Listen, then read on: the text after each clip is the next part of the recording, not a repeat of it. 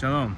In this week's video on Jewish law, we're going to discuss the debate about what to do when it comes to Saturday night of the week of Tisha B'Av. Now, this law will only apply to Sephardim on a week that the week of Tisha B'Av has a Motzei Shabbat, has a Saturday night. For Ashkenazim, this law applies every single year. And the debate is whether or not one can drink wine at Havdalah during the 9 days. Okay, and the idea being like this: it's forbidden for us to drink wine during the 9 days from Rosh Chodesh Av till the 9th of Av.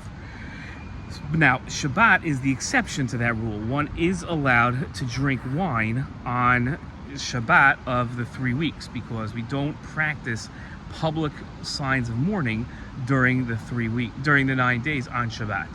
That's always a rule. Even when someone's sitting Shiva, they don't show signs of mourning publicly. They don't observe the laws of mourning publicly on Shabbat.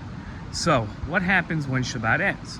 Havdalah is the bracha, or the prayer that we recite at the conclusion of Shabbat. So, one could look at it and say, well, you're really drinking wine at the moment that Shabbat is ending, meaning it's still Shabbat and therefore you can drink wine. Another way of looking at it is that no, you say Havdalah, you recite Havdalah when Shabbat comes to a close.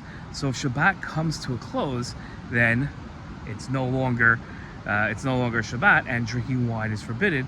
And therefore, those that hold of the second reasoning generally give a child who is not forbidden to drink wine because of the 3 weeks, it gives them the wine to drink, similar to what they do outside of Israel when they make Kiddush in Shul.